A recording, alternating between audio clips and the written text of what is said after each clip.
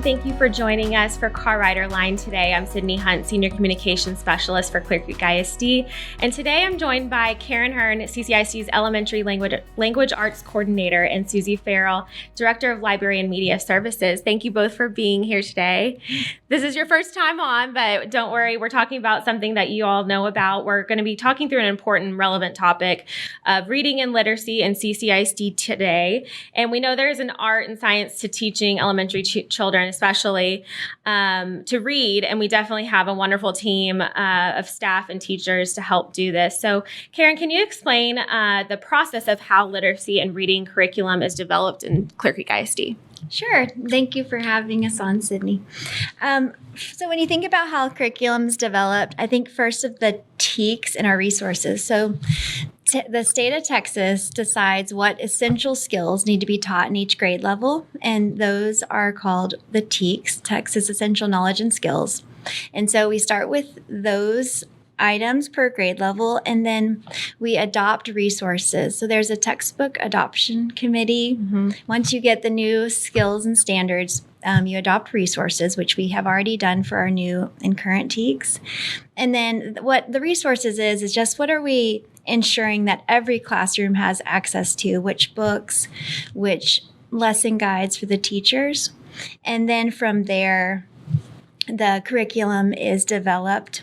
And our curriculum, CCISD, is organized by units, mm-hmm. and they're focused on genres. So like currently, our students are learning all about poetry mm-hmm. in these 2 weeks before spring break. So they're reading lots of poems, writing poems, and studying that specific genre. So they may be coming home with some poetry yes. to their parents. Yeah, they might have poems on their mind.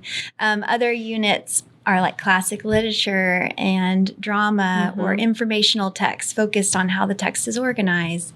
And so that kind of breaks up the learning into little chunks throughout the year mm-hmm. With the focus on genre. And then in language arts, there's spiraled exposure. So in kindergarten or learning to read and write, it's not like isolated that you learn to do it mm-hmm. right now and then you've already accomplished that skill. They have many opportunities to learn and practice and reinforce those skills throughout kinder through fifth grade.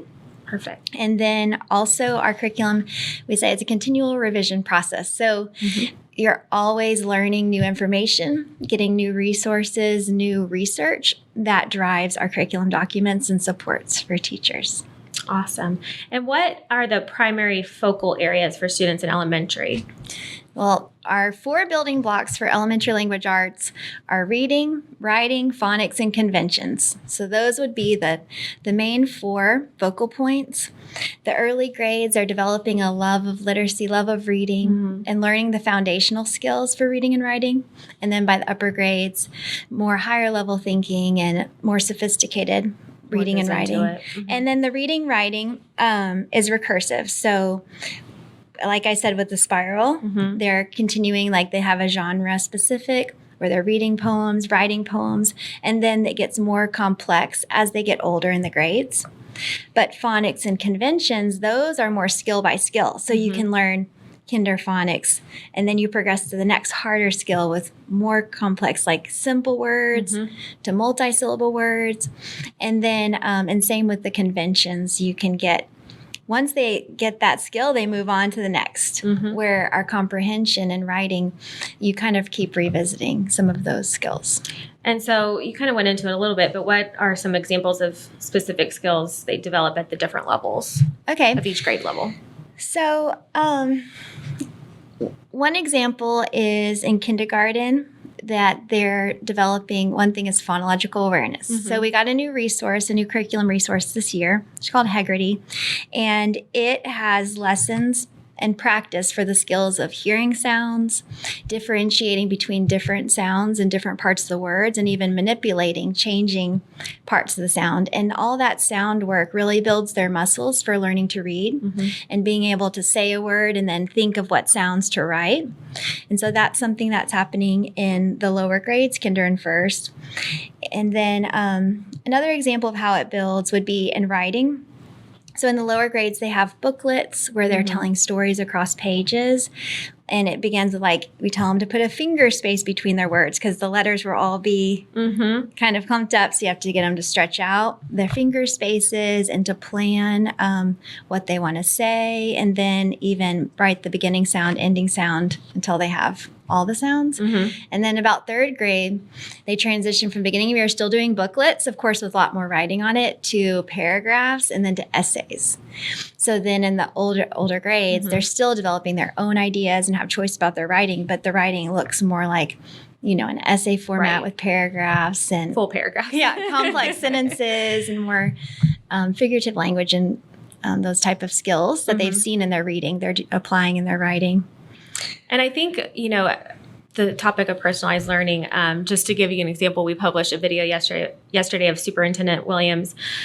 He was talking to a kindergartner, and he wasn't at a desk. He was on the ground, and he had his different words on note cards, and he was working on putting together what he was learning on how to construct a sentence based on capitalization and reading and sounding out. And he was working with the cards on the ground. So I think it's important to highlight that it's not just sitting at a desk learning. Yes. It's also utilizing different tools and strategies to help even the youngest kindergartners learn. Yes. So the first part is the beginning sound. So the word sit, or if you had pig, you could have a picture of a pig. First, can they go p? And then could they go p and the g? And the last piece is the vowel. That's always the trickiest part. So then you could have the pig and they'd have to stretch out p, I, g. And we'll do the middle sound as a roller coaster. It's p, I, g, so that they can hear that difference. And I think that also goes into my next question of, like you said, we're always expanding and learning and giving our teachers resources and finding new ways to deliver the curriculum. And so what new initiatives do we have at the elementary level that are helping to support student literacy? A new initiative right now is the Reading Academy. So the state has an initiative also to support all students across the state and being able to read and be literate. And there's many students, and this is pre-COVID that this was developed. So that just to ensure that every child has a teacher that understands how reading is developed and how students learn to read and are equipped to meet them no matter where they are in the process. At schools, a lot of times we'll run to the kinder teacher or the first grade teacher because they have a lot of those tools. And it could be at any point when a child is working on learning to read. So we want to make sure all teachers have those tools. So right now, kinder and first grade teachers are going through a year-long study of the foundations of reading and based on the science of teaching reading. And that's something that is put out through the state for the teachers, but our current literacy coaches had to do a rigorous screening process and certification to lead this training here in-house. And so that's definitely something that's a new initiative. And then next year, our second and third grade teachers will be able to participate. And so I'm excited by all of us sharing that foundational knowledge. We've seen such great progress already. Can you explain what a literacy coach does for those who may not know? Sure. So I am a language arts coordinator, and I have two other coordinators I work with, Kristen Russell, Literacy Initiatives, and Liliana Martinez, Spanish Language Arts. And then we work with the 30 elementary literacy coaches at the 27 campuses. And they are partners with teachers to help them with the curriculum and planning and alignment. They'll model lessons. They can help have data conversations. They help support if a student is struggling or if a student is advanced and needing additional support.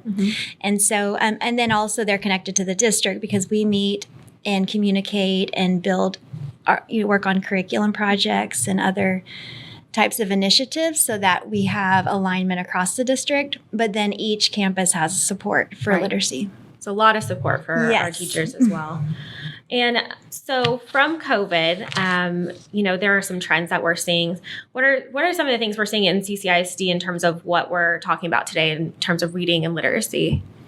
So there's, you mean with learning?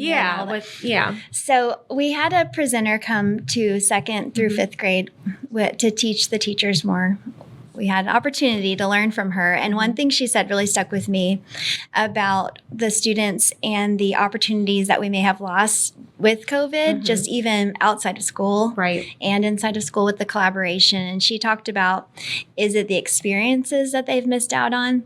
Because if it's experiences, then they need experience. They don't need us to slow down. They need us to speed up because they maybe students haven't had certain opportunities. And then if it's a lack of ability, then it's time to slow down and really break down those steps and take the time to help the students go across to the next skill. But I've seen that a lot across the district, just the experiences. Like we can flood them with reading and read aloud and writing and collaborative opportunities. The kids are excelling. Oh yeah, they love it. I mean, that's where they thrive, I think. Yes, I agree. That's awesome.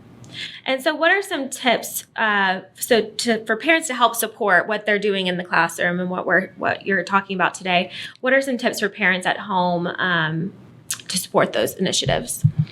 I mean, parents are just such important partners for the children and their journey. One thing that we have in Clear Creek ISD is the standards-based grading. So instead of coming home with A's, B's, C's, the students have their learning progressions. And what the benefit of that for the partnership between the parents and students is that the learning progressions have all of the skills listed. And so we can help our students focus on goal setting of what's the next skill you need to learn to be successful, and instead of an average of a grade. And so I feel like looking at those skills and helping encourage your child with the goal setting, or I'll say, what goal are you working on? Instead of what did you do at school today? Right, that's smart. To have something. And then my biggest thing talking to other parents is just reading and talking with your children. So I think if you could try this, like take your observe yourself for a day and all the times you use literacy. So maybe you're organizing your day, writing out the structure of your day. Maybe you're reading an email, responding to an email, having a phone call, looking up a recipe, reading the directions, driving, just using your directions to drive, looking at signs. I think that modeling all the thinking that we're doing when we're in those literacy moments is so important for students and children, just to hear, oh, this obstacle maybe came up. And so this is what I'm thinking. I think that's probably not as natural if you're not a teacher. To kind of break down your day. But, having them join you on cooking. Making time to read something together. And then another thing, if your child has a high interest in one area or any area, follow that thread of interest and look it up, find something for them on that topic. And that usually leads to more questions, more thinking, more reading. Exactly. So awesome. And Susie, talking about resources available for our parents and students, what are some resources CCISD provides to help support what they're learning in the classroom? So all of our campus librarians work hand in hand with our literacy coaches and our teachers to make sure that we have great resources in print format in all of our libraries. But then we also have lots of online opportunities too for students to be able to engage in. So I'm going to hop over to the CCISD website and just remind people how you get into the portal in case you've forgotten. You can go to the Manage Bookmarks here. Or you can go over here to the login and click in the login and click on the single sign-on. I'm going to skip that step because I already practiced beforehand and logged in. So I'm actually logged in now. And of course, I'm going to see more things than your child will see this, but you're going to have your library resources folder here. And in your library resource folder, there's lots of great material that can support students in their research when it's time to do research, and also lots of opportunities for them to do some online reading. Which can then lead into our Beanstack, which is our newest program. But I just want to take a few minutes to look over Capstone Connect ebooks. If you went into the library resources folder and you go down just a tad, and you may not have to go as far as me, but on the Capstone Connect, I'm going to click here. And what will pop up is this page here. And this is about 4,000 ebooks that students can use to support their reading. There's lots of great titles in here, both informational text, nonfiction, and fiction, a lot based on different genres that you can study. I am going to pick the 10 Little Kittens. And when I pick on these books, they are all unlimited access, which means 10 kids could all read the book at the same time. I'm going to play the book, and I'm not going to do the sound right now. Oh, wow, that didn't work like it was supposed to. I'm going to try that one more time. Try one more time there. I'm going to play the book. Okay, there we go. So sometimes technology gives us a little glitch there, and we just have to try again. You should not get a login when you go through the portal, so that's something that you would just try again. You can either read the book all at once. If you choose to read the book all at one time, what it will do is it will start auto playing, and it will also have audio. And as you go through the book, it'll turn the pages by itself for you, and it'll read the book to you. That's one way of being able to read the book. I'm going to go back and I'm going to say, no, I want to read it by myself. So I'm going to click on it. I'm going to play my book. And I'm going to read the book page by page. And so I can go over here to my arrow and I can click through the book and I can read at my own pace. If I do want to turn the audio on, I can do that. And I can also turn the autoplay on there. But I can also just read through the book all by myself and go through the whole book, and then when I'm done, I can go back and pick another book. So those are all of our capstone ebooks, and there is several other ebook platforms in the portal that students have access to depending upon grade level. This is just one of them that has some great resources for you. And they all automatically log in through, if they're logged in through the single sign-on, they automatically have access to this. Yes, so they would want to go through the single sign-on, and then they can have access. What I'm very excited to show everyone today is Beanstack. So we've had lots of great conversations about, we always want kids to be excited about reading and to naturally want to pick up a book and read. But this is another component where it gives some badges and some fun stuff that can also encourage that love of reading. So we have in Beanstack, which is again another look through the portal. If I was here in the portal, I would see the Beanstack here, and students would log in through Beanstack through the portal. And then when I'm logged in, I would get to this page, which describes all of the students' challenges that are available. So this is brand new to us, probably not even a month old. And so the librarians and the teachers at campuses are learning how to use this and showing students how to use it. So for some of you, you may be seeing this before your student does, before your child does. So that's exciting. You're going to know something that they don't know yet, and they'll be excited. So we are going to provide challenges throughout the year that students can choose to participate in or not participate in. It's up to each campus how they want to run challenges. And then we're going to have a few district-wide challenges like the Read Around Houston Challenge, which we're going to have for this spring break time period. It's actually through the whole month of March. So these are some other challenges available, but we're going to click on the Read Around Houston one. And once we get in there, it's going to tell us a brief overview of what the challenge is. So the challenge is during the month of March, log 450 minutes to complete this challenge. Now, we are not going to get really stuck on it has to be 450 minutes, because we really just want kids reading, and we don't want to look at this as we didn't reach 450, we only did 380. That is totally fine. Every minute is a great opportunity to have reading. So this is the challenge, but what you will see here is you can earn badges. So as students are reading, every 30 minutes, or it starts with 45 minutes, then goes 90, all the way up. Every period of time that they are reading, they have the opportunity to earn a badge. And these are all badges that were created for landmarks or places around Houston that are familiar to our area. So these are our logging badges. We also have activity badges, which we're going to go over in just a second, but I'm going to show you how to do your log reading. So when you go up here to your log reading, there's a couple different ways you can log. So you can say, okay, everybody, we're all going to read for 20 minutes, and you can go and you can start a reading timer. And you can let it run for 20 minutes, which we're not going to do that today. Right. But you can certainly do that. And you can start your reading, and then it will keep track of the minutes that you're doing. We're going to go back and let's say, okay, we read all together yesterday. We're going to go back in and we're going to log our minutes. So we're going to click here on our minutes.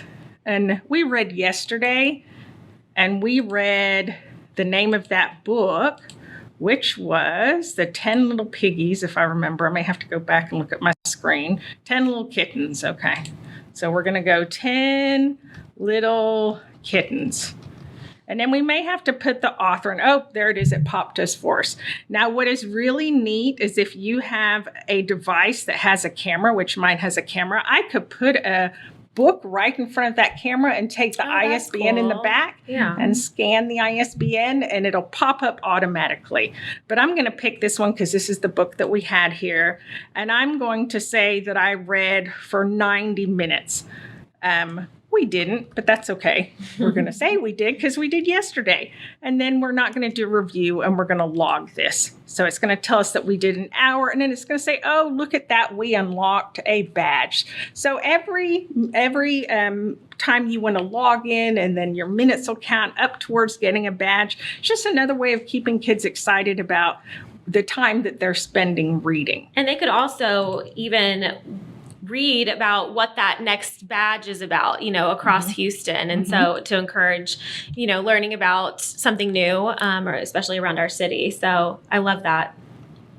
Absolutely. And then the second type of badges, in addition to the logging badges, is the activity badges. So you could go here to one of the four, and you could go to Space Center, and it's an activity that we have put out there. And again, everybody around Houston that has Beanstack is doing the same challenge. So they're all reading about these same type of things. So we're going to go to Space Center, and it's going to tell us, go to the official Space Center Houston website and select one of the trivia, puzzles, and pop culture. So I could click on this link here, do the activity, and when I'm done, I just clicked here. And then we can say, share one thing you've learned. Oh, I didn't type anything in yet. You have to type first. You have to type your answer here.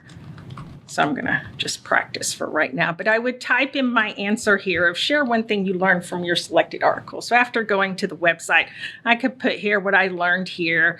And I'm going to click here.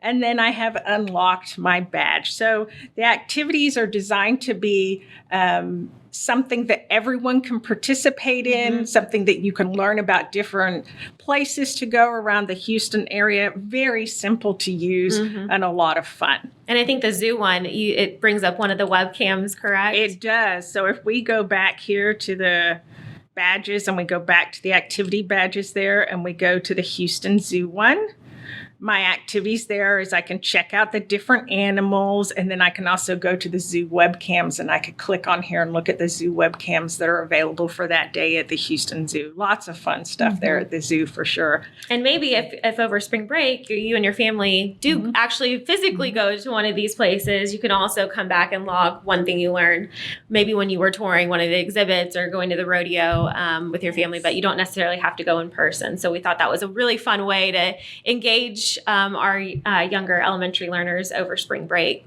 Correct? Absolutely. Yeah. And we'll do the same type of setup for the summer activities, and then we'll do it again at our holiday break. So this is something that we see evolving and growing over time, just giving students more activities to participate in that are fun and expand their learning from what they're doing, not only in the classroom, but their own student interests of what they're interested in learning about. Right. And I think it helps that the librarians are also reinforcing this resource as well, because it is only for elementary, correct? It is for elementary, yes. Yep. And so they're using it at school, and then they can come home and once they get the hang of it, and also use it with the parents or use it on their own. And is it available for iPads, whatever you're logged in on? Yes, it's available on all formats. Awesome. And if you're listening to this episode as an audio episode, we're going to link the video of this taking you through each of the sites that Ms. Farrell just took us through, so you can watch and get and familiarize yourself for spring break. And we're also going to be posting some more information about the challenge on our social media sites and our website at ccisd.net. So for more information, there is a new webpage that is launching today. It's called ccisd.net/literacy. And it's a really great, I want to give it a plug because it's a great roadmap, if you will, to reading and all the things that we're doing in our schools and supports such as Beanstack and Ready Rosie, and links to documents, links to worksheets, links to everything that we're developing that both of you guys are involved in. So it's ccisd.net/literacy. It is it has instructional videos. Y'all kind of break down the elements of what you were talking about, the Phonological awareness. That and just a really helpful web page for our students and parents. And so, is there anywhere else they can go to find more information if they need it? Maybe if on campus they have questions, they can go to their teacher and librarian. Yes. Anything you think we missed that you want to touch on? No, just grab a great book and read over the break. Absolutely. Yes. Nothing better. Get some experiences in. Yes. Awesome. Well, thank you both for being here. That's it for this episode of Car Rider Line. This video will be available for playback on our website and social media and published as a new audio episode, as I mentioned earlier. Just search for Car Rider Line wherever you subscribe to podcasts, and it'll pop up for you to subscribe to it so you get notified whenever we publish a new episode. So until next time, we hope you have a happy spring break, and we'll see you next time.